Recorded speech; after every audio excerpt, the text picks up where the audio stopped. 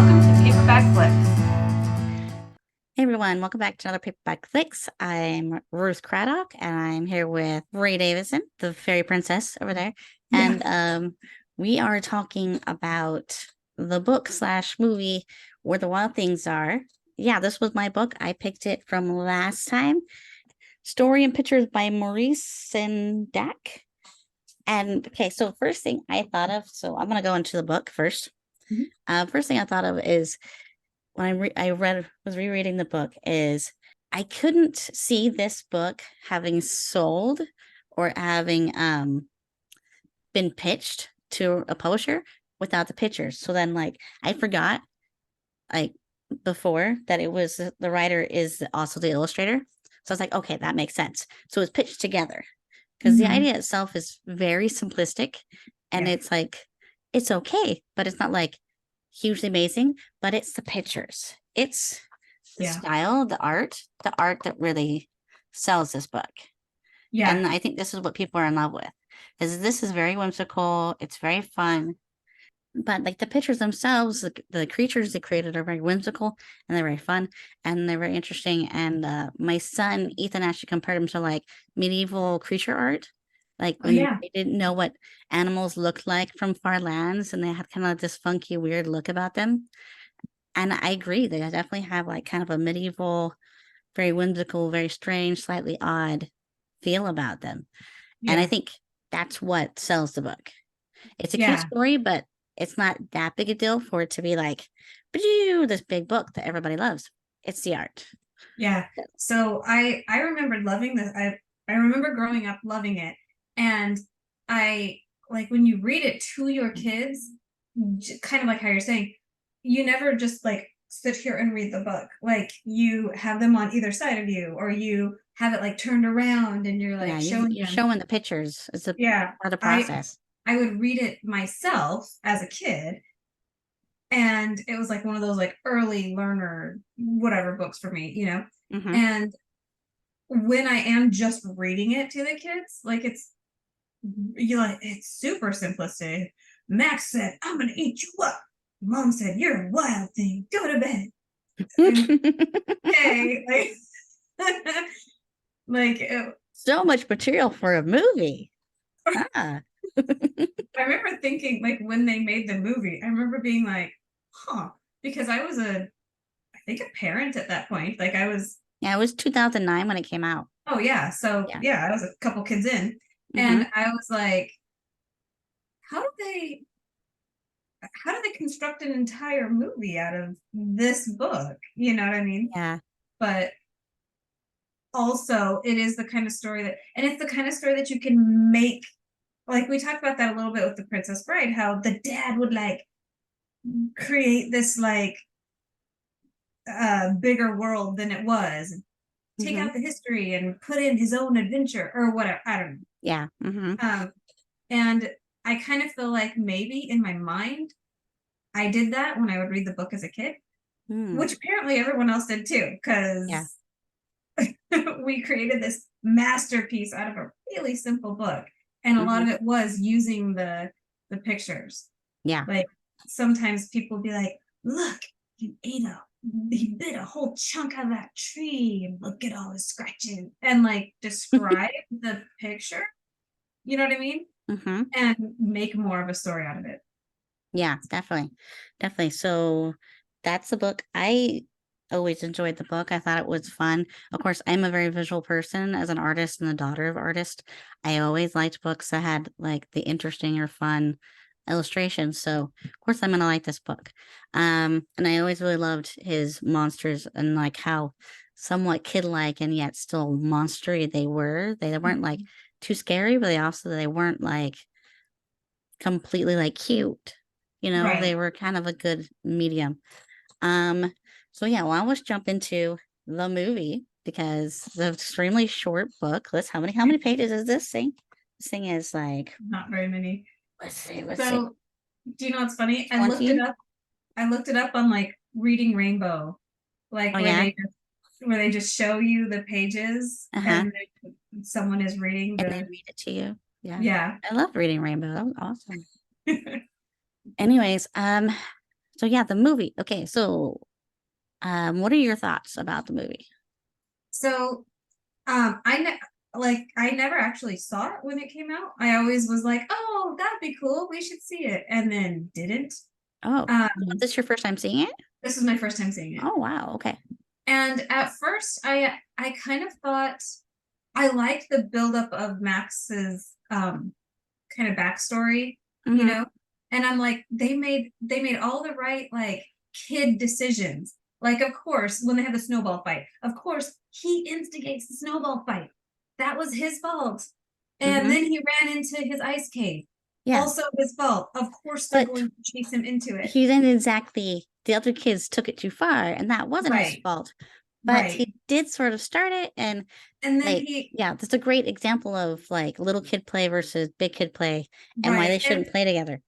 that's exactly what would have happened in real life. I swear, as Mhm. somebody that was like writing it or whatever was like, remember when I was 9 years old and this happened to me, My like big brother destroyed my igloo.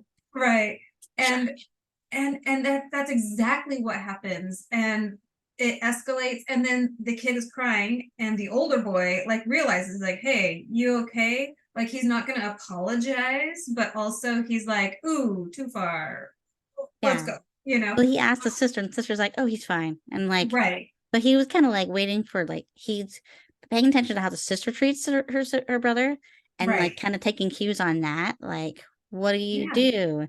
And the fact that if she'd been like, "Oh, you better go tell him you're sorry," or "Oh, let's go talk to him," it would have been a different story. But she right. didn't. She was kind of like doing the teenager thing, He's like, where whatever. Yeah. like whatever, who Which cares? I'm like, that's exactly how a little boy would act. That's exactly how his teenage sister would act. That's probably exactly how the boyfriend or the friends would also act. Like, Yeah. I'm like, all of that was actually so accurate. I appreciated it in like an odd way. Mm-hmm. Like it Has a wasn't like, realism to it. look how mean they are.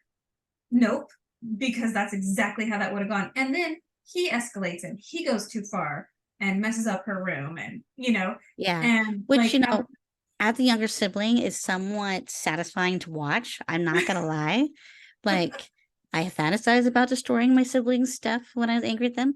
I never did that I can recall. I remember them doing it to me, but I didn't do it to them because I was like, I hated it when they did it to me. So I was like, I'm not gonna do it, but I really want to. So it was kind of fun in a weird way, as a younger child, to watch him do that. But at the same time, you're like, but it's a little far. It's a little yeah, much.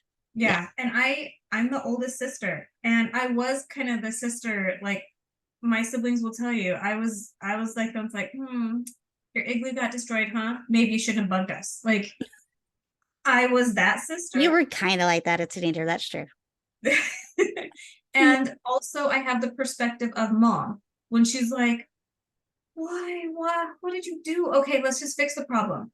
Like, Mhm. I love you and I love your sister. Also, this is my house that you just destroyed, you know? Yeah, And they showed so, how like soaked the carpet was. I was like, holy yeah, crap, dude. He brought like the entire igloo in and dumped it. yeah, That seems like a little extreme. Like, I don't think it would have been that much wetness, but it illustrates the point. So, right. And now mom has to spend her evening after having a hard day at work or whatever cleaning cleaning up the up mess. Yeah. your mess, and Hmm. I'm like, Yeah. yep, I got all those perspectives, including like I get the perspective of Max when it's like mom is dating again, I'm confused, whatever. And also everybody out there, your parent wants to start dating again, let them date again. Like, oh my But gosh. it's also weird. Like, there's the thing, No, there's I a lot get of it. questions that we don't have the answers to. We don't know Right, anything about the dad. And like, yeah, I like the addition of an older sister, but like, hmm, I wouldn't have minded some kind of hint about what happened to the dad. I guess they want us to kind of think of it, decide for ourselves. And I right, get that, some people like that. I like a little bit when like it feels like the writer knows what's going on and I don't have to write it for them. But right, other people really like being able to fill in the blanks all themselves. yeah, Um, but yeah, we don't know what kind of relationship he had with his dad, if he ever knew his dad. We don't know right, if the sister used to play with him all the time and then she just recently started being a jerk. We right. don't know a lot of the things about the dynamic of this family. Right. Was this But divorce? Was this death? mhm, Yeah, there is a lot of and I get it. I totally understand. not that my parents been married my whole life, they're still doing well, fine. But Hmm. also I can comprehend, and having seen a million other people, I get it. It's got to be so hard, especially when you're young, whether it is divorce or death. Like I get it. Those are big issues and big feelings for Hmm. such a little person. And Yeah. and so Yeah. I totally get that. And also I'm like, maybe it's just my own like thing, but like I know so many people that are like, my mom started dating again. And it's like such a like bad on her, or mom only died a year ago and dad's already dating. They're humans. Let them be. Like, I Yeah. don't stop living because my spouse dies. Yeah. Yeah. You know what I mean? And so I see both perspectives again, like, Hmm. and then when is it Mark Ruffalo? Yeah. His Yeah. For character like is like, 5 seconds. I'm like, yeah, why is this even Mark Ruffalo for this? yeah. Like, Well, and they have him on the description of the movie. you're like, It's he's there for like a moment. he's got like a line, and the line actually that he says, I actually don't like at all, because you can't let him treat you that way. You are the boyfriend, dude. If you're the dad, you can say something. If you're the You're like, stepdad, butt you can say out. something. But you're the I boyfriend? don't think that you have enough of a relationship here to be apart. No. Like you can say, "Hey, do I need to come back later or I'll call you Right. later? What do you want me to do?" Those are all appropriate things, but you can't Yeah. help I was parent or advise at this point. yeah, and yeah, I was like when they said that, I was like, okay, kid, that's right. Stand on the countertop and run out the door. Like not run out the door, but you know what I mean? Like, yep, I get it. Yeah, I don't like yeah. that guy either. Well, like quickly, as a divorcee child, Mhm. my parents though, like they were separated pretty early on when I was like 7, they got separated, but they Mhm. still pretended they were married for until another 7 years. So they didn't actually get divorced till I was like 14, 15 years old. Yeah, Yeah, I 15. was there. Yeah. Yeah, I know. Yeah, we were friends at the time. And like, what was funny for me when my mom started dating again, it was the same time that I was dating. So that was interesting. So like my mom and I are dating at the same time. How weird is this? So that was kind of fun. But like it wasn't from a perspective of like, oh no, how dare you move on? Like my parents' relationship had always been kind of rocky. Like it was almost like a relief when they got divorced. It was like, oh, thank goodness you guys finally realized that this isn't gonna work. Or Mhm. like you finally realized that you neither one of you is willing to put in the work to make this work Right. and you're gonna stop torturing us now. So I can kind of get it, but at the same time, like I know. I think maybe it's different when it comes to moms and dads. I think it also depends on how close you are to each parent. Sure. I think there is something a little weirder about your mom dating than your dad dating. And I Really? think maybe it's because your mom has a stronger role in your life in a lot of ways because Mhm. she's more of an intimate part of who you are. Like Mhm. she's the emotional support, even if she's not like a superly overly motherly maternal person like my mother, she was still my mom. And Right. she was the one I was living with. She was the one I spent more time with. I knew her better than my dad. So like it wasn't as weird for my dad to move on because he's almost like a stranger anyways. But like I I think it was a little weird to think of my mom dating, not so much in like I felt like she was betraying my dad because there's nothing to betray, but more Right. like it's just weird to think of you with somebody else or anyone else, Yeah. even though even with how like broken their relationship was, there was still like a sense of, but that's dad. And like there's something weird about it. Even in like marriages like my parents where they weren't really good together anyways, there's still an element, I think, and maybe that's just my perception, but I think maybe it's always a little easier to let the dad move on than it is the mom. Because especially if she's the one taking care of the kids still and they're younger, her time is being divided with a stranger now. But before, if Right. she spent time with dad, it was still, you could still be a part of it because he's your dad.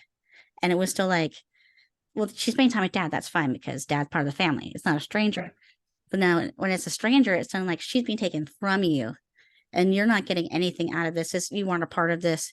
It's completely separate from you. And I Right. think that makes you feel alienated. Which, as far as I understand, is actually the healthier way to do it in the early dating time. Like, because Scott and I had conversations. I've had times that I've had like massive illness, and he's had times that things, whatever. Plus, you get hit by a bus, but we've had conversations where we're like, both of us agree, if I die, like I want him to eventually like consider remarrying, you know? Huh. Like I don't want him to, like I said, don't stop living because I stopped living. Like, you know what I mean? Yeah, yeah, And also, you got kids to raise. And frankly, I would feel better if they had mom too. Stepmom is okay as long as you pick a good stepmom. You know what I mean? Like, yeah. That's and funny. he said the same, like the same for me. Like he's like, yeah, if something happened, you're single. He's like, I would not want you to just, okay, that's it, you know. But at the same time, don't feel pressured to be like, But don't like rush, I when have to it's have right, it's right. somebody. Yeah. Yeah, like be capable of being on your own as well. You know what I mean? And Hmm. so we had these conversations. And then my sister who did, she has gone through a divorce, she was like, yeah, I thought that way. And then all of a sudden I'm sitting here and I'm like, I could go on a date with you and find a babysitter and do all the things, or I could just stay at home with my kid. And if it was my husband, I would just be staying at home with my kid, you know? She's like, but I'm not going to bring new guy in to just stay at home with my kid. You know what I mean? Like, Yeah, and that's I'm like, weird. yeah, that's gotta be so hard. And it's hard on the kids too. Like everybody's always like, kids are resilient, and they are. We're very capable of adapting. However, They pick up on more than we realize. right. Yeah. And I kind of feel like that was on display a little bit in the movie Hmm. without like harping on it. That like he's going through a situation that he doesn't understand Yeah. in the auxiliary because it's his mom's situation that is becoming his situation. Like when she's like, I really want this to go well, you know, and he's like, if like I can imagine thinking, whatever, if this was just normal family dinner, you Yeah, wouldn't, it's a little weird that you they're know, sitting in the other room hanging out instead of being out on a date. Whereas, like, if he's there at the house, it should be like a family dinner where they should be sitting there talking with the kids. So right, I think that's a little odd having a date in the other room, right, unless like the kid knows him really well, which is not the impression you get at all. right. And we Yeah, also get the impression like this is either a new boyfriend or a guy they're just barely get meeting. And we also don't know how long the dad's been out of the picture. Like, what did they get divorced? Did he die? How long ago was this? We don't know. And yeah, I have to say, I think it's hilarious that you guys, I understand the perspective that most couples are going to have that perspective of you die, marry again, move on. Johnny and I are the opposite. We have zero desire to marry again. We talk about it frequently and how we cannot imagine being with somebody else and how anyone else would ever make sense with us or our kids. I cannot yeah. imagine somebody else coming into my life and taking on my children. Like, So that's how, so the way that conversation went the first time is I had a really bad bout with whatever. And I was like, if I die, I want to know that, you know, you're not just going to fall apart and whatever. Like, not that I necessarily thought I was dying, but, you know, yeah, you're like, and just in case, let's talk about this. yeah. And we had done the will where we're like, doing the chain of custody, you know, who gets the kids and if they can't, you know, all that thing. And so I was like, yeah, if I were to, I would want to know that, you know, my kids could still potentially have a mom. And Scott said the same thing. He's like, I don't want to do this again. He's like, he's like, are you Yeah, dating kidding me? sucks. And I was like, right now, like I can't think of I'm not sitting here going, I could marry that guy, you know. I'm like, I'm I like, only so do I that with movie stars, but not seriously, jokingly. but I was like, yeah, I'm kind of in the same boat where I'm not sitting here going, yes, here's an option, I can see that working. you know, but also I I don't do well when he's gone for a weekend. Like he'll go for a weekend to help his grandparents with work on their house or whatever. And I'm like, I can't handle the wait until your dad comes home, you know? And I'm like, it's 4 days. Like Yeah, yeah, if it was the rest of my life, I don't think I would do well, you know? yeah. And so that's why I say, like, I I get see that. Yeah, you the want to mom's support. perspective, you I think know? my problem is that I'm very particular about who I would want in my life, and Mhm. I'm actually extremely independent person, but I married a very codependent person. But as a codependent person, I like, so Yeah. it works for me. But I don't think I could put up with somebody who was as independent of me as me, or somebody who was somebody else being as codependent as him, but not him. And I don't know if that makes Right. any sense. But like, I know I would be okay. If he passed away, I know I'd be okay. I wouldn't have to get married again. I'd be okay. Him, I don't think he'd survive. I think he would definitely have to have like a whole lot of help from family because he Hmm. doesn't know where majority of things are. He doesn't do any of the holiday stuff. I do all the holiday stuff. I do all the parenting pretty much. Like Hmm. he helps here and there, but for the most part, like, and he always says this at holidays. He's like, I'm so glad you're here because if it was just me, the kids would get like one present or like there'd be like a stocking and that's it. There'd be no tree. I wouldn't go through all this effort. I wouldn't do any of this stuff. And I'm like, that's funny because your parents put all this effort into holidays. My parents didn't because of just how poor they were in their relationship. That just they didn't really do that. And so it's a big deal to me because I didn't have it, but he had it, but he takes it for granted. Yeah. But he has me to do it for him. So Yeah. I just figured Yeah. that if anyone's gonna die, not that I want him to die, but I think the kids are better off if I'm the one that stays, just because I'll handle it better than he will. Yeah. So Scott and I are both, we have both kind of cultivated the ability, like for each of us to pick up the slack. You know what I mean? Mm-hmm. Like I do what needs getting done. I That's my position at work too. Like technically there's some title that I have that, you know, this is my job description, but I pick up the slack. And I feel like that's kind of what we do at home too. We're like, typically I do this, this, and this, but also when I'm in the hospital or when Scott's in Vegas or whatever, like we Mm-hmm. pick up, you know, Yeah. but I've never been like an actual single mom. Like I've never actually had the, like it's always been until he comes back. Like I've Mm-hmm. never had that reality. And they kind Yeah. of showed in the movie, like when she's having such a hard time at work and she is the support for this family. Mm-hmm. There is no help coming, you know, and then to try to deal with this emotionally fraught child, you know, Yeah.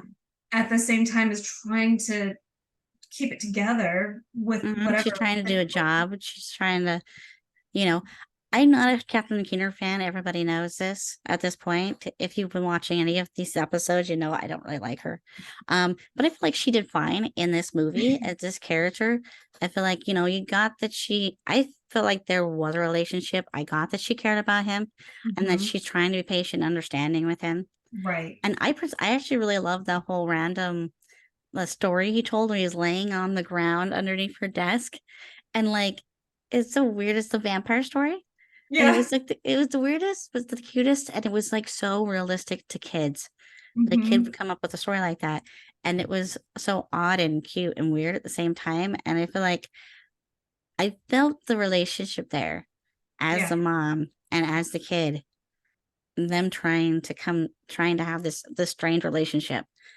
And so I like that. I feel like she did a pretty good job as the mom in this. So as Hmm. far as Catherine Keener movies go, so probably one of my preferred. She's pretty good in this. Yeah. Yeah. I do love the So fact that the actor that plays Max, name is Max. I get a kick out of that when the actor is playing a character with the same name. I don't know why. It just cracks me up. But um, so yeah, we wandered away from the movie. We started talking yeah. about other life things, and that's Sorry. fine. That's fine. There's not Well, a lot going on in this movie, so right. Well, and it brings it like later. So he runs away in this one. In the book, he just goes to his room and kind of imagination takes him there. yeah, And like in the the movie, force he goes like, into his room. Yeah, and I always right. really liked that part. Yeah. In the movie, he runs away and you kind of don't totally see where, like, did he really run away or was that in his mind? When Hmm. he goes to the shore, the shore of the river or whatever, Yeah, um, was that real or was that the beginning of his imagination? And then obviously it turns into the raging sea, and they recreated the like waves and the imagery hmm, so well right there that, like, you know, okay, we're in imagination land now, you yeah. know. Um, but they did that so well that I actually really appreciated that. You're talking about how awesome the art is, and they kept true to that. And then as you go through the story that is completely made up with the wild things, Uh-huh. you see when it goes too far. And that time he's on the other side and he sees someone else suffering in his position.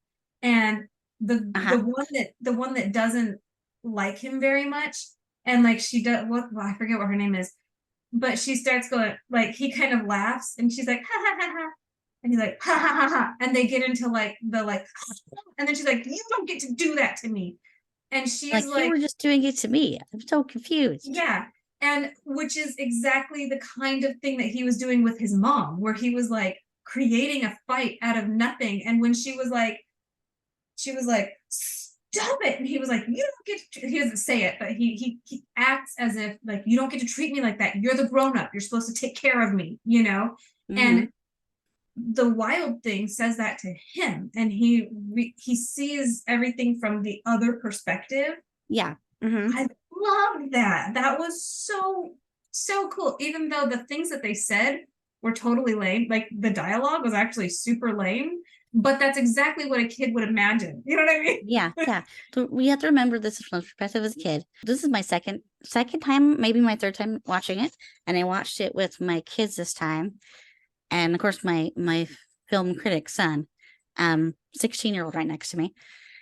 And my other kids were kind of coming in and out, and my husband was in and out. So he's like, I don't want to watch this. So I'm like, okay, well, you don't have to. You can just go.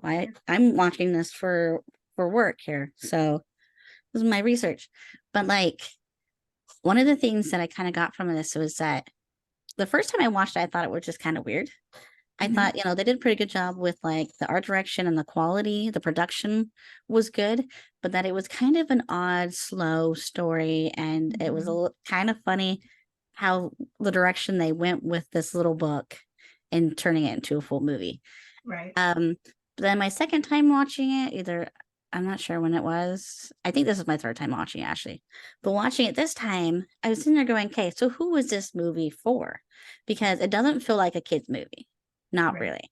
It's too slow and like drawn out in the beginning for it to be a kid's movie. The kids are going to be bored out of their mind before that part, like the whole wild thing part even happens. Mm-hmm. So I feel like it's clearly made for the people that used to be kids that grew up with this book that are now adults. Mm-hmm. And they're taking a deeper dive into like the symbolism of what the author might have meant when he was writing this, like what psychoanalyzed this kid's book kind of a thing. Right. Because this clearly it's not a kid's movie because my kids were bored out of their mind and gone. And then they come back in for a minute and be like, that monster's kind of weird. Or like, why did you do that? And like, oh, they're like, oh, that's cool. I'm like, oh, well, what's going on? Yeah, mine I'm too. like, yeah, Mine asked if this was a Muppet type movie, and I'm like, not supposed to be, but kind of. it's a costume. So that's the thing. I appreciate that for the most part, they handle the monsters with costumes and Mm-hmm. actors in costumes. Uh-huh. And I appreciated that because I for one miss the animatronics and the Muppets and the costumes, like the Mm-hmm. older way of doing film, opposed to, well, let's just CGI everything. Right. Because some things work great in CGI and other things do not work so well. And especially when you have them interacting together, I feel like this worked. Like they have Yeah. CGI eyes, obviously, but like having them really physically being there, interacting with them, made it feel more real, even though Yeah. it's completely fantastical. And I feel like that's a good mix. And I love that they didn't try to make like monster voices. Like they just have like random Like people people. talking voices, which again is what a kid would like. I don't know, at least when I was a kid, like if I was imagining something, I would imagine almost everything in my voice. Or what, you know what I mean? Like Mm-hmm. English Yeah, I accent mean, or maybe he would something. have But imagined monster voices, but I do like that they're because they wanted to humanize them. I think they wanted to humanize them. They gave them regular people voices. I didn't realize before that it was James Gandolfini playing the main guy that he becomes friends with. yeah, that's His Carol, name's Carol. the main I have the monster. hardest Yeah. time with the notion that a guy's name is Carol. Yeah. If an aunt named Carol, why is the dude named Carol? Anyways, okay. That's a little weird. But anyways, but yeah, it's James Gandolfini. And for those that don't know who that is, that's Tony in The Sopranos. That's the lead mob boss guy. So Yep. it's kind of fun listening to him play this like emotional, like immature character. They're used to him playing these like really like scary villainess types, but now he's just all stripped Well, down bear. and didn't they have like Spike Lee? Wasn't that one of the other voices? We can go check. I feel like Da, da, da, da, I da. feel like I recognized that voice, and I guess I should have checked before I said that. Well, one of them was Paul Dano, which I Uh-huh. didn't pick up at all. The Yeah. cast. So I think what you're thinking of is the director's name is Spike Jonze. Really? His name is Spike Maybe. Jonze. Maybe. I remember seeing something being like, what? Yeah, I don't think Spike Lee is in this. No, Spike Jonze is the director. That Is the might be. director? Did he Okay, play a that makes more character? sense. I Oh, he played yeah. Bob Cherry, the owls. Okay. The Oh, director plays the owls. Okay. All right. but But yeah, I glanced through really quick, and whatever I found would say like the person that does the that actually wore the costume and the voice, like the person that does the voice, because that's two different they're people. two different people. Yeah. And so I was so confused because I just like glanced through it, just scrolling up on my phone, and I'm like, Spike Lee? I'm like, Why are there two people what? playing this? Wait a second. Yeah, it took a But second to like yeah, click and be like, oh yeah, yeah. They wouldn't be yeah. the people in the costumes. But yeah, But they didn't try to make them charactery voices. They were just their own voice, voices. they're just people. Yeah, Yeah, like they're just trying just to be more real. And yeah. I get that. I do have to say the director's filmography is so random and strange. He's the same guy. He did A Wolf of Wall Street. He did Adaptation. He did what else? Like he's got like this. His filmography is so broad. He's done a lot of music videos, a lot of TV. He's like all over the place and then some. So like Mhm. it's kind of funny seeing this as one of his movies. I mean, it kind of goes to some of his other stuff that he's done. He's also did Being John Malkovich, a couple movies that just like kind of weird. Like it's a broad range. He's all over Yeah. the place. He also did like a documentary about the author of the book. I haven't watched it, but I saw that in his list of stuff, and I was like, this is an interesting director. Very interesting.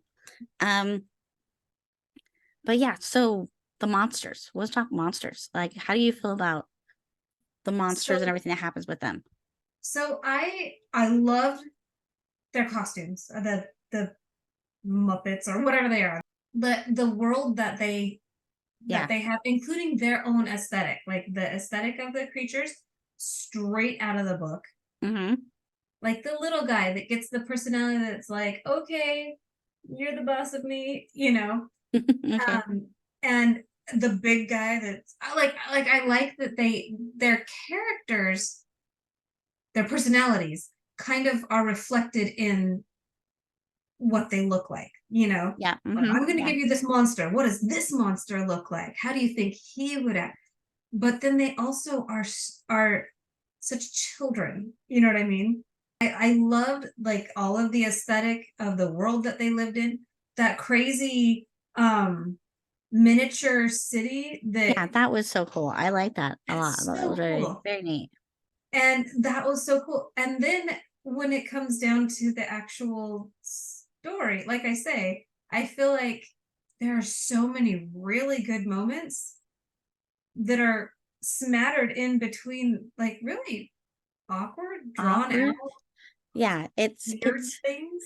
there's a lot of ways they could have gone with this story because there's so much room to work with Mhm. because there's very little story in it to begin with, but like they could have done all sorts of things on the island to make him leave and come back. I mean, I get what's happening in a way. It's sort of like how a kid would imagine being suddenly the king of a Mhm. wild group of animal people would be like. And so I think in a way it has that whole kind of awkward, strange, we don't know what's going on kind of pacing and feel about it Yeah. because it's kind of like he's making it up as he's going along. Yeah. And one thing I want to say about the aesthetics, I would have liked maybe a little better if the scenery, as far as like the forest area, reflected the book a little more. If More it had been a little jungly. more stylized, if it had just been just a regular like forest. And maybe Yeah. that's going too far, but like that was my one thing. It didn't feel as fantastical when it came to the forest itself. Like the Hmm. characters and like, the sets that they actually built, that those made sense and felt right with the book. But the force itself, that was part of the art. That was part of the whimsy and the Right. wonder of the book that made it feel like it wasn't just some island someplace. It was like some strange land where even the trees are strange and even Right. like the animals and everything had kind of a whimsical feel about it. So it's kind of missing that in like the actual location, but it's not Hmm. like a super big deal. I did like the guy that punches holes through trees. He's like, "That's what I do, make holes." And then I'm later like, on, he's oh, like, "Everything that you see is yours." I mean, the except for hole's not except not yours. that stick. That stick's not yours. Yeah, that was funny. There were some moments Yeah, that were hilarious, and other moments where it's like this is just awkward and weird.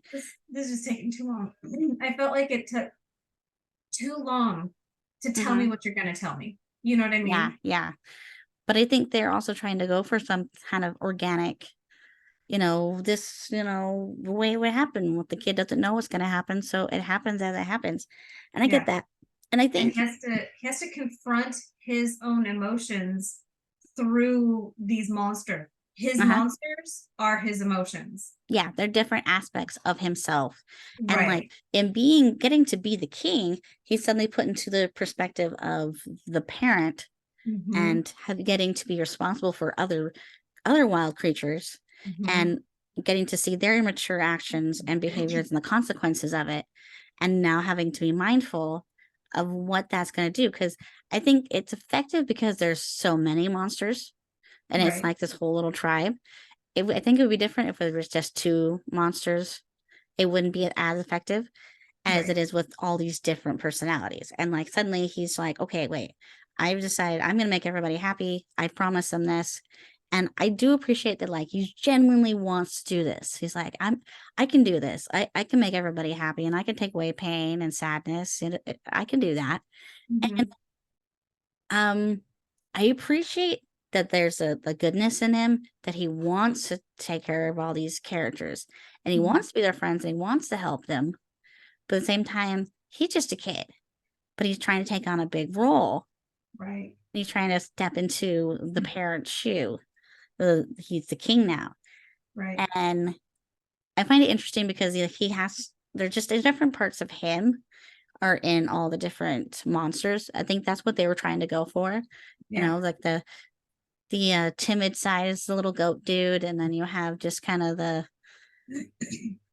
um I think the main character Carol's supposed to be like the bulk of him, like Right. his temper. That's his wild thing. Yeah. His Yeah. his And temper. then like some of the other characters are like his fun side, and other characters are his petty side, his competitive side, and they're all these little bits of him. And Mhm. then throughout his little involvement with the monsters, you sort of reflect things that happened in the beginning and things that Mhm. happened in the story. Yeah. And I do appreciate what they are trying to do with that. That they're trying to kind of get a point that here's the parallels of what really happened and this is what he's seeing in his imaginary world. Right. Him processing through all of those different scenarios and the different emotions that he felt in those different scenarios. Mm-hmm. Yeah. Yeah. And Yeah. I like that they had a monster that didn't really like him because I feel like that's true to life too. Like there's no worse critic than yourself or whatever. Sometimes I don't know why I just did that thing or said that thing. Sometimes I don't necessarily like Myself. myself or whatever. You know what I mean? And Sometimes we don't and understand why we do things. And yeah, there's that nagging voice in the back of your head. It's like, oh, you're not good enough to be a king or blah, blah, blah. I right, hated that character, but at the same time, I get her necessity. right. Like, there's part of me is like, why does she hate him so much? Is she just this really mean, awful person? And then I do think it was funny that like she also felt like he wasn't paying enough attention to her. And she Yeah, wanted his attention, even though she was like being super mean to him, which yeah, I found was again very childlike and relatable in a weird kid way that she will hates him and resents him, but really wants his attention and wants him to pay attention to her and like wants to be appreciated. Yeah. So I I thought it was an interesting character. She's yeah. annoying, but I do appreciate her. And as a whole, there were times where like I wanted to punch her myself, but like I was like, dude, get away from that lady. The toxic relationship. Yeah, she's toxic. I like, isn't she the same one that was in love or whatever? Like they're in love or Yeah, she's in a relationship with this guy. yeah. And I Yeah, like that they kind of threw that out. Like he doesn't really understand what that concept is, but he understands that it is a concept, you know? And yeah. so he's like, yeah, they're in love. But she's kind of his antagonist, Mm-hmm. the one that's in love, you know, the one that he just doesn't get. I kind of like that like she's Yeah, like beyond his comprehension a little bit. Also, the owls, how the owls were so random. And I'm like, you yeah. know what? Sometimes there are the random things that you're like, I don't get this. I Yeah, love I that. The I do Carol's like, love that like everyone else was acting like they're having conversations with them, yeah, and like Max is like, I don't understand, and it was funny to have Carol be like, oh, I didn't understand them either. It's like, oh, I'm so glad I'm not the only one that's like, right. what the flip Yeah. is she talking about? Though they did went to go woo woo woo. Yeah. But I love that. I love that line when Carol's like, you know what? I don't even understand what they're saying. I just hear them screeching or whatever he says, you know? yeah, And I'm like, it's like you said their brains were gonna get cut out if they came in. It was gonna yeah, be automatic, and it's like, yeah, that was funny. Again, it's yeah, like a very kid thing to do, and yeah. um, what was I forgot the name of the character that plays sort of the ex-girlfriend, ex-best friend of Carol. Who was Oh that yeah, again? KW It was like, yeah, it was like KW or is some initials or initials. something. Yeah, Anyways, I that character, I feel like, I don't know, is that like his depression, maybe? Because she maybe. seems to have like a little bit of like, she's not sure she wants to be a part of this. Hmm. They don't ever tell you really what happened to Hmm. drive her away and make her to go off and make friends with the owls Right. and why, she left him. But To me, I felt like it was the sister relationship. Like how he maybe, like in the very beginning, he like goes up to the window to his sister and he's like, "Hey, come out and see." And you get the impression that a year ago she would have last yeah. winter, you Yeah, know. he expects he half expects her to come. Yeah. Yeah. And I kind of in my like once I realized I was like, that's that aspect. That's this Mhm. monster represents this emotion or whatever. To me, I felt like that was the sister that like she doesn't necessarily want to be part of his imaginary world anymore. Also, yeah, I still love you, but She made boundaries, new you know, friends. like Oh, she's got her new friends now. Yeah, that's who yeah, the owls were. And what I thought interesting is that in his monster world, she ended up being his ally. She ended up being there for him in the way she wasn't in real life. She right, ended up being the one to kind of help protect him and save him from himself or Carol, right, you know? And I think that it showed how much he really wants her to be more involved. He wants her to care more and to protect him. yeah. Well, and they kept talking about eating him. Like in the beginning when they give him a crown, they're like, "Let's eat him," and he's like, "I'm your king" or whatever, and You can't they're eat like, me. "Oh, here, king," and he's like, "Are those your other kings?" And then later they're like, "You're the first king we haven't eaten," or whatever, you know, and which is its own analogy as far as I'm concerned. But the way that she saves him is By she eats eating. it. He trusts her. Yeah. Of all of the monsters, he trusted her, even though she was the one that was always kind of one foot Hurt. in, one foot out, Yeah. Hmm. you know. And she's like, "Get in." And if any of the other monsters had done that, he'd be like, "No, you'll eat me," you know. You don't get in. So yeah, I do love that there was a raccoon inside her. That cracked which me was up. funny. I love that. Like, It's see like the we're raccoon, leaving like, the raccoon in there, I "Oh, guess. The Richard." raccoon seems totally fine. It's like, what up? Whatever. It's warm in here. So funny. I love that it felt like that the inside felt like it was just all material and fabricy and soft Mhm. until he comes out and then he's suddenly covered in all this gunk. And you're like, Gross. there was no gunk in there. Where'd the gunk Yeah, come from? But I still yeah. like that. I thought that was kind of funny. But yeah, I liked that. And then I feel like so like I said, when they were like, "You're the only king we haven't eaten," kind of the concept, like if these all are are difficult situations for him, or if these are all his emotions, the different aspects of him, do you control your emotions or do your emotions control you? That's And deep. kind of the concept that, like, in the past, he got eaten by his emotions. Does that make Just sense? blowing my mind here. That is deep, That's dude. when they said Deep. that line, I was like, whether that's what was intended or not, that's, you know, Yeah. gospel according to Ray. Mm-hmm. That's Well, yeah, it definitely can be interpreted that way. Like, and it's interesting. I think what's funny is in a way he ends up becoming the mom character because mhm, he has to. Because I don't really, personally, in my perspective, I don't think there's a monster that represents the mom. yeah, Because I think he's taken the role of the mom. mhm, He's now become the one on the outside that's trying to handle all this and be like, "You're out of control." He even says to right, Carol at one point, he says the things that she said to him, and like he's trying to keep this all together. And I think I appreciate that because I feel like then he understood her perspective. Then it mhm, was like he wasn't trying to replace her with another another momster, or right, like there wasn't somebody else there that represented the mom, in my opinion, because he was on some level trying to understand her and right, trying to understand where she was coming from. And then when he leaves, it's essentially like, okay, I need to go home now. I don't know if I like him physically running away. I I think I preferred the whole notion of the forest just grew into his bedroom. And I thought that was part of what was fun about the book. yeah, But I get why they did it that way in the movie because they want to kind of make you think how much of this is real and how much of this is made up. right. When did he start imagining it? Because when he comes home, she does, I'm trying to remember now, she does have a moment where she's like, oh, there you are. Uh But huh. I have had many fights with my kids, and my kids are pretty good kids, but I will still have the emotional breakdown, kids storming off, whatever, or I'm like, you need to get away from me right now because I don't want to say something I regret or whatever. Yeah. I need a moment.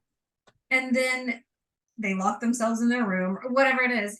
And when they do choose to come out, I do have that moment of like, my baby.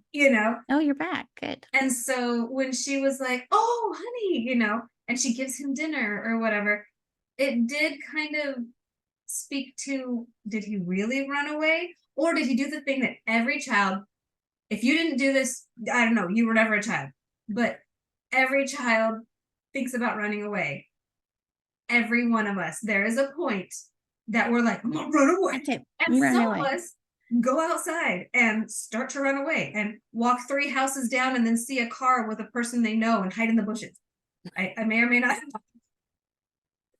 Okay. but You know what's funny is so my backyard had this like, it was this huge backyard, right? And we had like all these old cars and stuff like in the backyard with like old appliances and things. And one of the cars was this old Volkswagen Bug.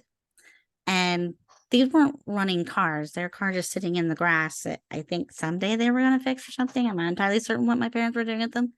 But like, I would run away to the Volkswagen Bug whenever I felt like nobody was paying attention to me, or I was like, nobody cares, nobody loves me. And the game was to run away to the Volkswagen, and I had to stay there until somebody came looking for me because I oh, was testing to see if they noticed I was gone and if they cared enough to even come looking for me in the backyard. and But the did they? problem was, I always forgot to bring food. And so I would get hungry and I was like, crap, I got to go back and get food. So I was trying to sneak back in and get some food without getting caught. Because if I got caught, then the whole thing was messed up and I need to start over again because Yep, they didn't come find me. I got caught in the house. It right. wasn't like they cared enough to come out of the house looking for me. So, and I can't tell you how many times I got caught trying to get crackers or something. Like, and I'd be like, dang it. When my brothers come in, like, what are you doing? And I'm like, Jacob found me. And like, I don't even know if they knew I was doing that because Right. nobody ever came out to the Volkswagen. Maybe because I never stayed there long enough for anyone to notice that I did it. because I was too hungry. I don't know. There's like Ruth is playing in the Volkswagen again. They're like, yeah, maybe they knew. And they're like, Ruth's doing that weird thing she does. Um, but yeah, I did that. And like my daughter, who's 6, and I swear has probably one of the best lives in the world, she'll get mad about something like we didn't go get McDonald's the other night. And she was so mad. And she's like, I'm gonna leave. And I'm like, okay, good luck with that. Well, where are you gonna live? What are you gonna do? And you start explaining to her like the reality of it. She's like, never mind, fine. I won't run Yeah. away. But Yeah. it's like, Matt, okay.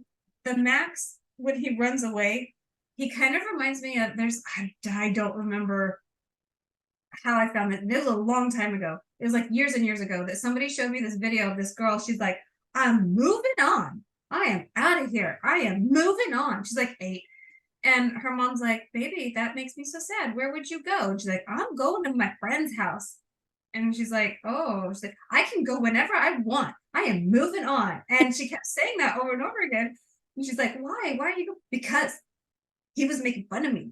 And like, and I'm like, she's like ready to like bounce over somebody made fun of her. And I'm like, but that's how it was. Like, I'm trying to remember something that a sibling did or said or whatever would be enough that I'm like, I'm out of here. My plan was always to go down to the church that was down at the end of the street. And like we were in like a U almost. And so we were at this corner, and then the church was at the next bend out of the neighborhood. And so Mhm. it was always my plan that I was going to go to the church and I would live at the church until somebody found me, which was probably not unlocked. So good luck to little Rae. But but I didn't think that far. And like I said, I would make it down like a few houses, and then like a car would go by, and I'd be like, oh no, neighbor's car, and I would have to like hide in the bushes. And then eventually I did the same kind of thing where I would like go home ish until I heard my siblings playing in the yard, and then I turn around and I'm back running away. And I just walk up and down the street for like an hour and a half, and then my mom was like, all Gordons come home. And so I was like, oh, okay. Now, what are you doing? Yeah. But yeah, so in my mind, I pictured maybe the running away wasn't even real, you know, Maybe it was more like that's maybe how it he was saw it in supposed his to. mind. Going Yeah, down the street in his mind turned into like going to an island. yeah, Yeah, getting yeah, on a boat and sailing away from here. Yeah, like that. Anyway, yeah, yeah. Well, I but think overall it's a cute movie. I think they definitely did a great job production quality wise, and I think they was very effective with the puppet costume monsters. yeah, Um, it does get a little boring in places where it feels like, what is this? Why is this here? I think yeah, they could have done something maybe a little more action packed or a little more interesting as far as the story, but it wasn't really meant to be an adventure. It was meant to be a venture of self-discovery or emotional journey yeah, into himself. And so I think be, what they did, I get what they did and why they did it. And I think it works, adds its own thing. But at the same time, if this was a kids movie, it fails because it's right. not entertaining for kids. It's Yeah, entertaining for adults looking back at their childhood. And if it's for the adults that used to be kids, then it's a good movie. Then it is right. effective and it works. If it's for kids, it doesn't quite do what it needs to. It's not quite working. Yep. But so it depends on what you were looking for out of this movie. If you're looking for a high adventure, this is not this is not it. If you're looking for a deeper look into the psyche of a misunderstood child, then there you go. You got Yeah. this is your movie. Yeah. Where the wild things are is your own self. The wild things You were are the in wild you. thing. Yeah. Yeah. That was if you're going deep dive, this was super interesting. And it had enough comic relief or whatever to Hmm. keep you going along. Yeah. But But I think also the awkwardness, I think, might be there on purpose because kids can be awkward. They don't know what's going on. They don't get what's happening. And so maybe that's part of the whole point. The meandering, weird, awkward aspects of it might be yeah, part of the point of the story. Is just to be yeah, like, well, the kid doesn't know what's going on. And so we just kind of making this up. right. Kind of like his vampire story. Like there was a point where I felt like his vampire story looped in on itself. And I'm like, he already said that part. you Yeah. know? Yeah. So maybe that was part of it. Yeah. Well, yeah, so I think overall, as far as what you could have done with this book, I think they did it's an interesting choice and it's an interesting movie. There's a Yeah. lot of things they could have done, but it's not a bad movie. I think it's definitely a movie I like better each time I've watched it. The first time I think I didn't quite know what to expect from it. And Mhm. so it was a little like, I don't know if I like this or not. But I Yeah. feel like it's one of those movies that gets better as you watch it. Yeah. Yeah. Once I decided to go deep dive with it, I liked it. Yeah. Yeah. My If you were kids did looking not. for a kids movie, this is just you're gonna be really confused. But yeah, I think it worked as a deep dive look. And so looking at his other this director's filmography, that makes sense with the other narratives, the other stories and things that he's done. There are things that are slightly psychedelic and kind of a little skewed and a little weird. And they Mhm. have like a strange perspective.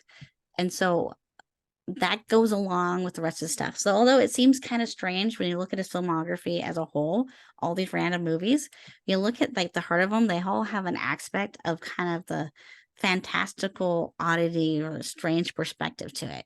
And this movie does actually fit into it. So yeah. Cool. So that's what I think. Anyways, that was my book. So what do you want to do next time, Ray? So Halloween is nigh upon us. I don't know when the video will come out, but I went Halloweeny. I want to do The Legend of Sleepy Hollow. Okay, cool. It's I think I listened to it as a play. I don't know if I've oh, ever read the book.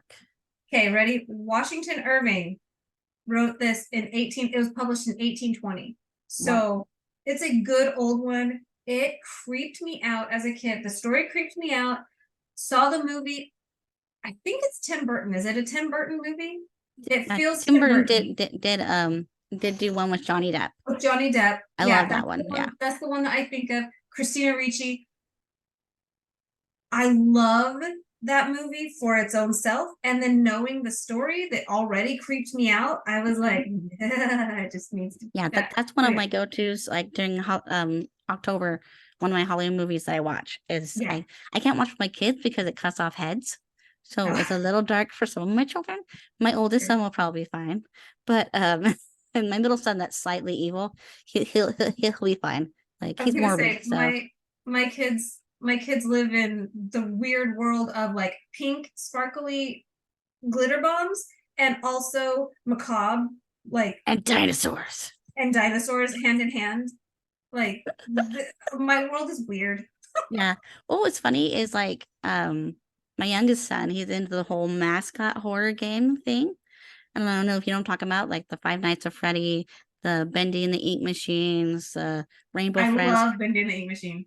Yeah. So like Yeah. the whole like new genre of games that are mascot horror. So it's like a Mhm. mascot for a company or something, but it's gone horribly wrong and it's evil now or something. Yeah. It's an Yeah. animatronic or a puppet or something like that or toy.